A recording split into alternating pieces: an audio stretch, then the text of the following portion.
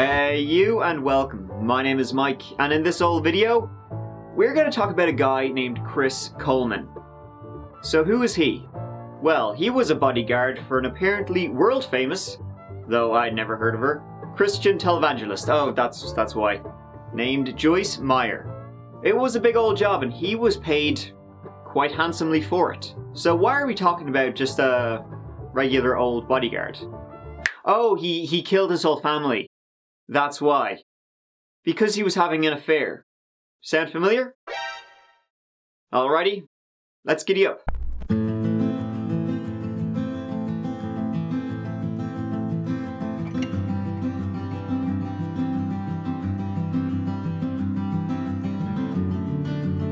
So who was Chris Coleman? Well, old Chris was born in 1977.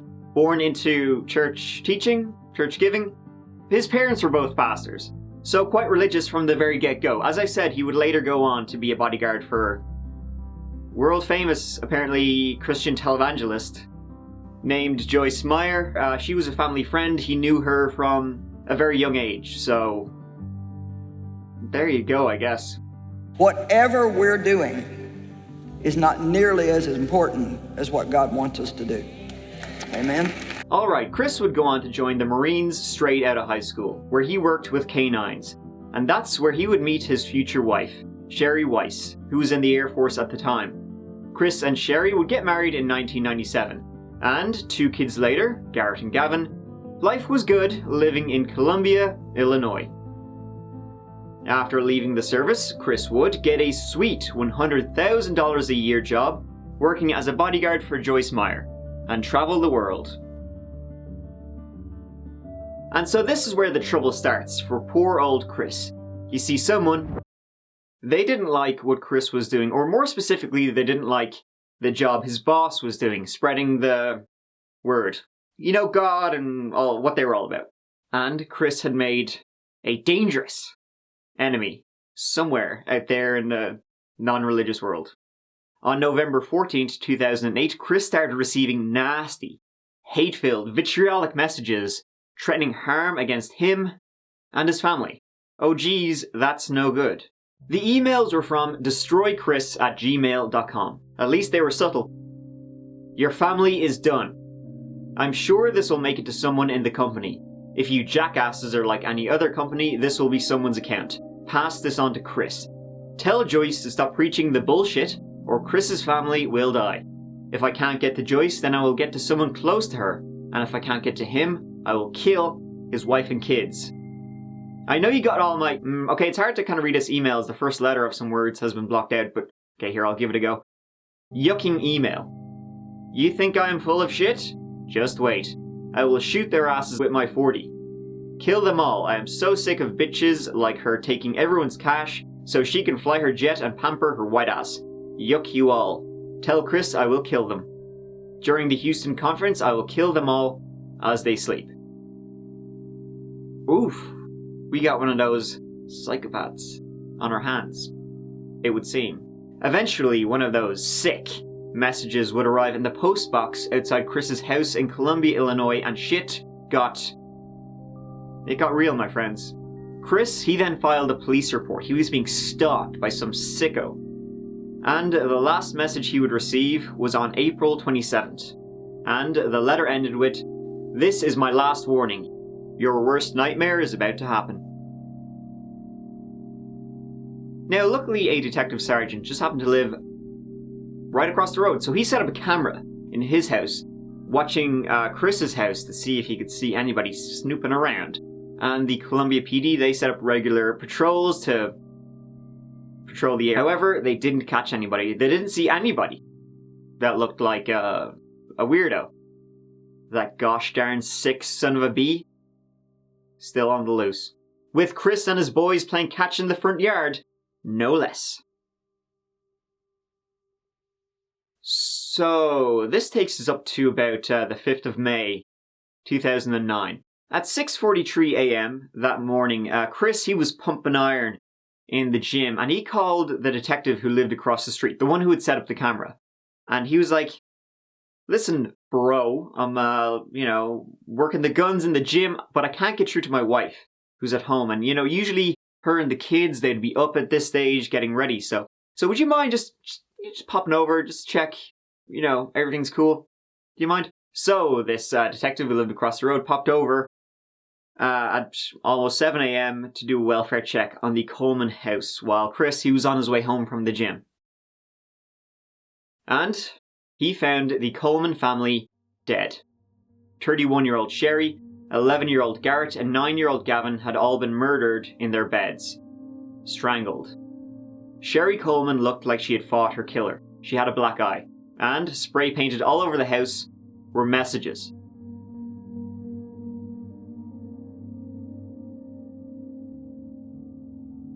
This could only be one person. The same person who had written those disgusting emails. I wonder who it was. Chris arrived back at his home seconds before the full cavalcade of police. And when he got there, he was told, "Your family's dead." Chris now, he didn't ask why, he didn't ask how, he didn't even try and burst past the first officers who were there to see his family. He simply just walked out into his front yard and put his head in his hands. Obviously in shock, right? So then he was taken away in an ambulance. Now, while he was in the ambulance on the way to the hospital, someone noticed on Chris's arm some scratches.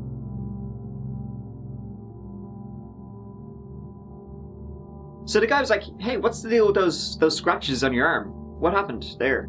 And Chris, he was then like, "Oh, these scratches." Oh, he just started then punching the gurney, in the ambulance, and then was like, "Oh, these scratches, yeah, it happened. I just punched. You saw me just punch the gurney. That's how that happened. Yeah, they weren't there before I punched the gurney. They were there after." So right off the bat, this became a huge investigation. Police tore the place apart, carefully, to find any evidence at all. In the meantime, we want to get to some new information out of the state of Illinois as authorities are hunting for a killer of a mother there and her 2 young boys. The husband of this group, Christopher Coleman, told police he was at home on Monday night. He usually works at night for a ministry, and then he went to the gym early the next morning. And from there, he called police and asked them to check on his family because when he called, nobody had answered at his home. Right now, we're waiting for autopsy results on the mother you see there, Sherry Coleman, and her 2 boys. They were found, neighbors say they were strangled, found inside their home that morning. Nicholas Pister is a reporter for the St. Louis Post-Dispatch. He is on the phone with us now, and they've been breaking all sorts of details on this story.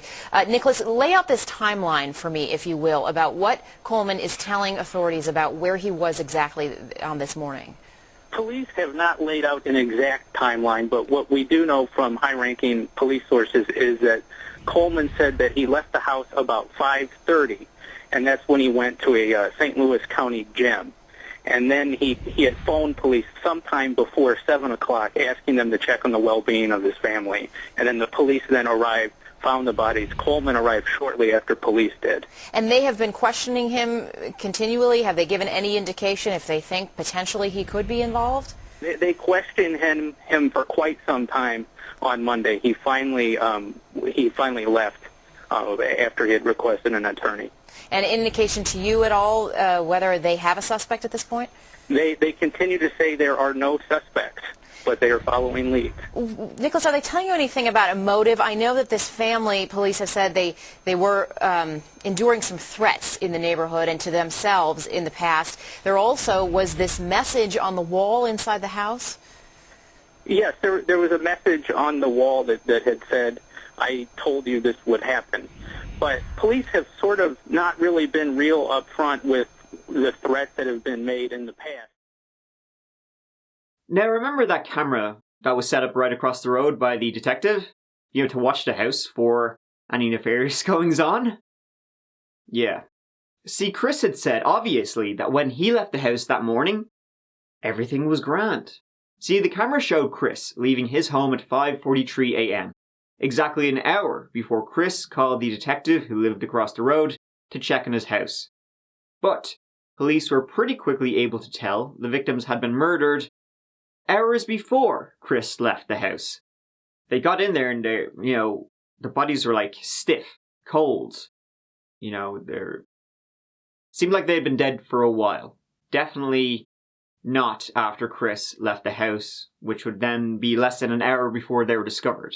So the police brought this up to Chris when they spoke to him that very day. And you know what, for right now, I'm just going to have a seat there. I'm not sure that's what I want to do, but here's another water if you need it. Okay.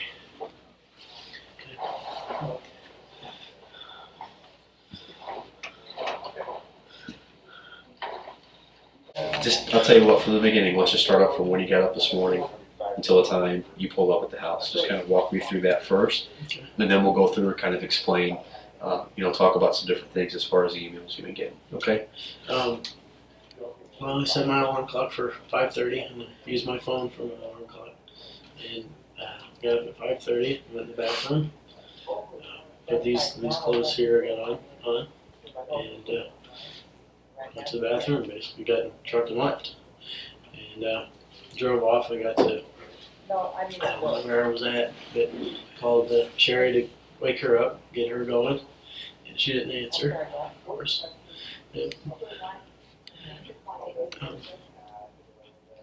And so I went on to the gym, to Gold's Gym, over by Ronnie's Plaza in South County, and started working out. I text her at some point. I might even have called her again. I don't remember. I could probably look at my phone if you want me to. Did you guys have a home phone number too, or just cell phones? No, we just used cell phones. So I texted her, and then she still didn't respond. And probably now it had to have been after 6 o'clock sometime when I texted her or called her. I'm sure it's still on her phone what time it was. Okay. And she didn't respond. That's not like her, because the kids should have been up and stuff, or getting up and going by then, I believe. And so I called her again. On the way back, or when I was getting ready to leave, and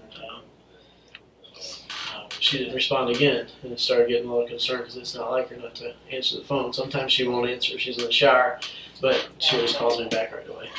And so she didn't do that at all. And so that's when I called you. You were getting some of those emails sent to your work email address, right? Do you still have those on your computer? I can look. Okay. They might be on the server. Even. Okay. I doubt if they're on the computer, because it deletes them after so long. Kind of purges them out, type of But thing. I would think they do on the server. And how many threats like that? I mean, up until November, have you ever gotten threats like that before? No, people have been upset with me, but I haven't gotten anything. I mean, I've had people yell at me and cuss at me and everything else, but, and escort them off the property and all that stuff. If I just been there this morning, leave. What we're gonna do, Chris, we're gonna get past that. Okay, we're gonna work this out and get through it, all right? But what we need, the best thing you can do for us is help us. Try to you're doing a great job, man. But the best thing we can do is work together and try to figure all this out, okay? All right? And you're doing that. I mean, I'm not. We've got, when you left the house this morning, was your wife alive? Oh, yeah. What would you say if I told you that I don't think she was? I don't know what to tell you. I mean, I think she was. She was. Okay. She was laying right beside me. And I'm not doubting that. I'm not doubting that you were there, and I'm not doubting that you care. But I am doubting that she was alive when you left this morning. Physically, what we have are different ways to tell how long a person's been deceased. That was done. And what do you think that showed? I don't know. I guess the time frame when I was gone. I mean, No, you guys wrong. Chris, we need to get this resolved, okay? That you can't argue with physical evidence. I'm not trying to argue with it. All right. What I'm telling you is there is no other explanation. There's no other reason that the information we have would support what you're telling us. That it can't. It can't. You've told us a story, and we've gone over it numerous times. Right. You know what? We walk out to Justin, maybe we missed this. Let's go in and talk to him about this and just make sure that we're not missing something. Let's give him every opportunity to tell us exactly what happened, and maybe we're missing something. So that's why we go out and we come back in, and we go out and we come back in. I did have to use the restroom, that was legitimate, but we go out and we come back in. And we felt very comfortable that we were giving you every opportunity to tell us something that was going to contradict the information that we had. All right, we've got this information, you're saying it, and we're giving you opportunity to give us something contrary to what you told us before, so that, okay, yeah, all right, that would make sense. That hasn't happened. I'm just telling you that what hasn't happened. happened. Listen, man, she wasn't alive when you left. She was alive. She was laying right beside Listen me. to me. We can go back and forth with this all day long, but the physical evidence doesn't lie, man. She was not alive when you left this morning. The children weren't alive when you left this morning. Yes, they were. No, come on, Chris. They We gotta get over this. Now there's reasons, and that's the point we're at. I want to hear the reasons. Now is when we need to find out what happened, man. It's so important. You're at a great point to be able to help us to try to figure this out. We already know what happened. We need to know why it happened. I know what to tell you. Listen, no, you do know what to tell us. No, I don't. Come on, Chris. She was not alive when you left. The children were not alive when you left. You know that's true, and I know that's true. No, We need to clear this up now. We need to clear it up now. Did something happen? What happened? Nothing happened. What was going on in your life, Chris? Because I can't buy what you're saying. The physical evidence does not lie, Chris. It does not. She was not alive when you left, period. The physical evidence does not lie, man. What do you want me to tell you? The truth. I'm telling you the truth. How did we get to this point? That's what I need to know. I need to know how and why we got to the point we're at right now. We both know you're not telling me the truth. We both know that. I've done this a long time. I'm looking into your eyes, and I can tell you you're not being truthful, Chris. We need an answer. There are answers. As bad as this sounds, as bad as this looks, or you may think it looks, we understand, and I've talked to many people who have given me reasons, and it's like, you know what, okay, all right, I can understand how somebody might have been feeling that at that time, and maybe they acted on it, and they shouldn't have, and they regret it. There's no way to turn clocks back. You can't turn clocks back. You understand that, don't you? Right. You can't turn the clock back. The only thing we can do is go forward from this point, and we need to know what and why it happened. Come on, Chris, help me out with this. I'm telling you, I've already told you. I've told everybody. I told the guy in the ambulance. I told you. I told him. The more we go back like this, the more it makes me think that there maybe even isn't a good explanation for it. I mean, we need to know what happened. We can't keep going on this. It didn't, she was alive when I left. We know that's not true, and there's nothing we can do about changing that. If we know she wasn't alive when you left this morning, there's got to be an explanation. Now is the time to tell us. Now is the time to get this out in the open. I don't know what else to tell you. Yes, you do. Yes, No. you do. You have to tell me the truth, Chris. I'm telling you the truth. Were you involved in her death? No. Okay. Was someone you know involved in her death? I don't know. Did you know? Did you talk to anybody about arranging her death? No, absolutely not. They also thought it was strange that Chris, he was the target of all this, hate, all these hate messages. Yet the killer just so happened to strike when Chris had left. What are the odds he would miss his target, by just a fraction of an hour? What are the odds of that? Bad timing on his part, though he did say, quote, "Kill them all as they sleep." So... Oh, and speaking of those emails, those hate-filled emails, police were very quickly able to trace the IP address of destroychris@gmail.com. So, would they finally find the lair of this killer? It was Chris's house. The emails were sent from Chris's house, because of course they were. What else did they find, I wonder? Well, examining Sherry's phone, didn't she so happen to text a friend that Chris wanted a divorce?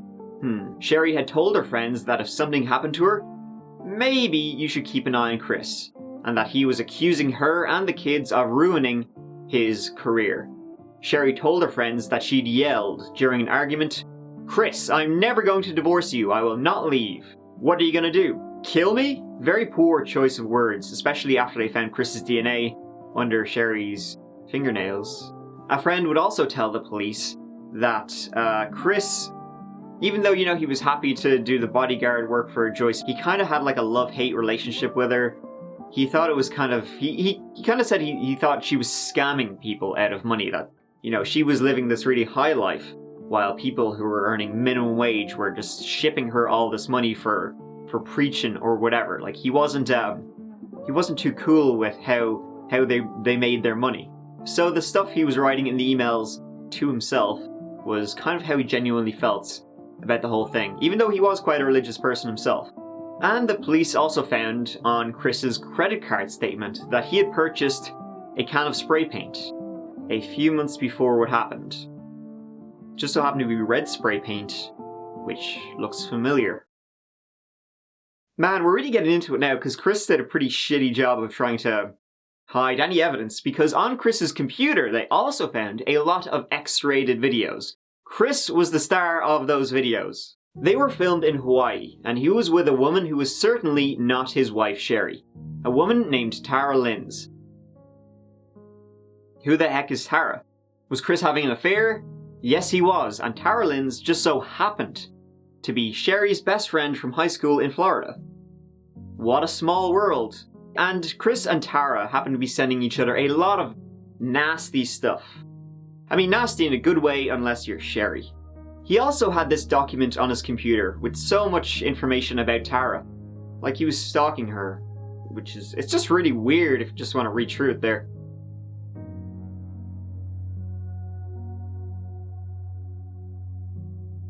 And so it turned out that, well, obviously he was having an affair, but not just that, he had planned to marry Tara. Tara lived in St. Petersburg, Florida.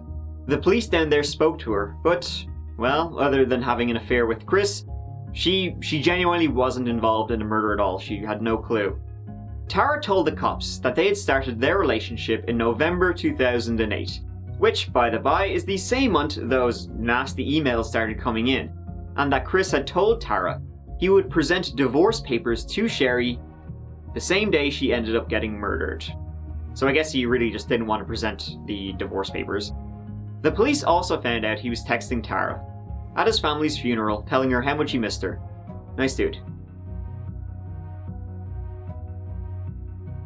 So, we got Chris, who was having an affair, was pretending he was the victim of harassment that he was sending to himself, wanted a divorce from his wife Sherry, because he was having an affair and planned to marry the woman, Tara, who he's having the affair with, but couldn't really go through with the divorce.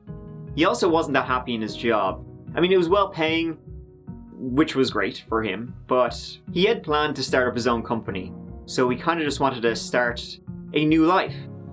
And I guess the best way he thought to go about doing that was, well. So a few days, after the funeral and everything, the police were still investigating to try and find out what actually happened. A neighbor who lived on the same street as Chris, she noticed, there was a little memorial set up outside the Coleman home by friends and relatives and neighbors, in remembrance of the 3 people who were brutally murdered. It was set up there with balloons, footballs, Legos for the little guys. But one day, not long after the funeral, this neighbor saw Chris come out, grab all the stuff, and just fuck it in a bin, and was like, alright, that's that done. I mean, it's obvious Chris did a terrible job of trying to cover his tracks. I can't really tell if he was just a dummy or just didn't give a shit. Probably both. So I guess that kind of wraps things up. But not the Chris. No sirree Bob. He did not do anything.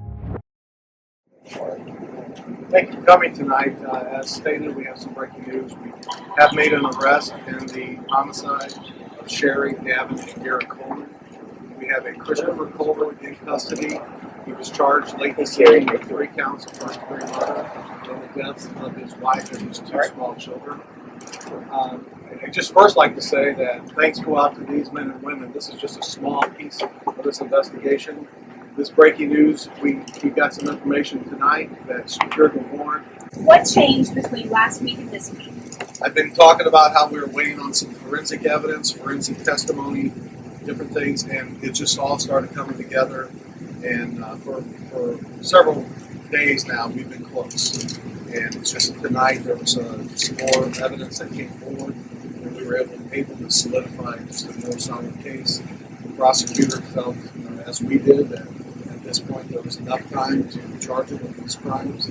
He was arrested on May 19th, after the medical examiner was definitively able to say the family had been killed around 3 a.m., nearly 3 hours before Chris left the house. I guess killing them would have taken a while. Also, graffitiing his own house, well, you know, that can take time. The police waited so long because they wanted to make sure they had their ducks in a row. The trial would begin, and as I said, Chris, not guilty. I have no idea what you're talking about. Wasn't me. I didn't kill my own family. Swear to God. Prosecutors said he murdered his family so he could be with his mistress, Tara. The reason he didn't, I don't know, maybe just get a divorce, was that he was afraid that if he did, he might lose his job. I guess Joyce Meyer may have frowned on the divorce. That's what he thought, anyway, that if he got a divorce, you know, he worked for a very religious company, I guess you could say, that he might lose his job because of that. He really should have just gotten his divorce. No need to kill, just get the divorce. It's easier, you probably won't get away with it. I have to ask you, if the defendant were having an affair, if you had known that at the time, and I understand you've testified that you didn't, what effect would that have had on his employment? If he would have been having an adulterous affair while he was still married, then it could have definitely affected his job. Okay. Were there persons over the years that were terminated in situations like that? We had situations where they were, yes.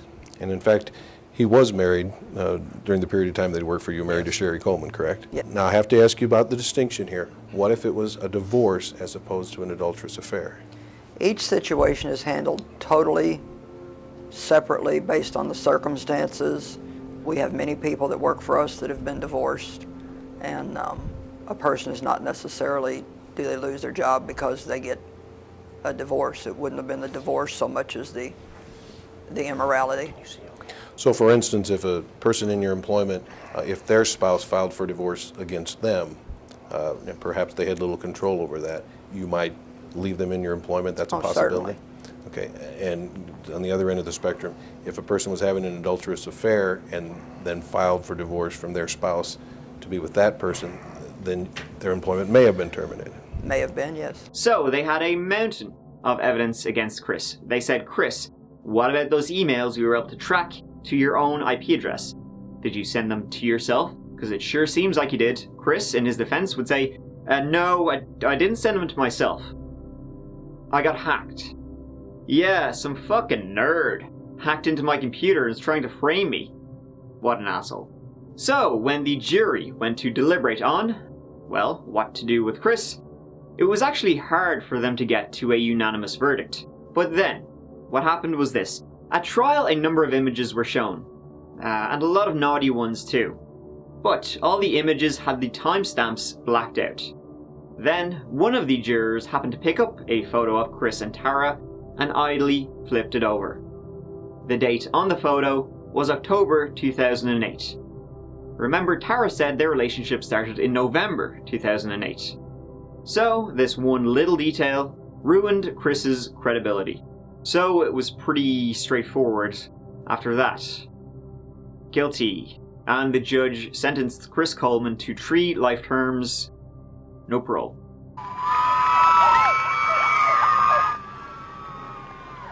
You could hear the crowd cheering as he was taken away. No doubt he could hear those folks, but he never looked up. His head remained down as he was taken back to the county jail until that sentencing phase begins. All around the courthouse, it was the same reaction from folks here. They were cheering one after the other. Some were exchanging high fives, clapping, taking pictures. Now here's how some of the people outside the courthouse reacted just moments after that verdict was read. I think it is great. I think that justice has been served, and this is a long time coming, 2 years in the making, and I'm so glad that it's over and that Sherry got the verdict that she would want in this.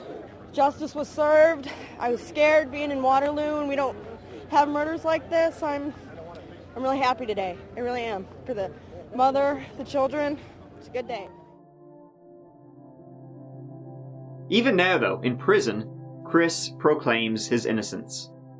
All of his appeals were rejected, and in April 2018, Chris filed a petition for post-conviction relief, which addresses violations of a defendant's constitutional rights.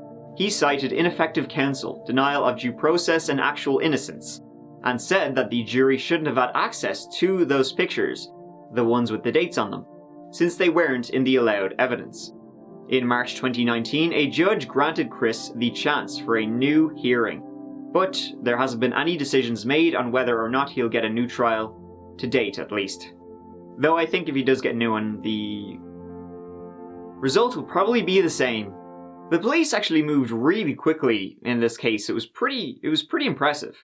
The police knew that the family had been murdered before Chris left the home. They knew about the X-rated videos. They knew that Chris was, the destroy emails Chris were coming from himself. And they knew about Tara, all on the very day the murders occurred. And Chris still protests his innocence. His family believe him. But I don't.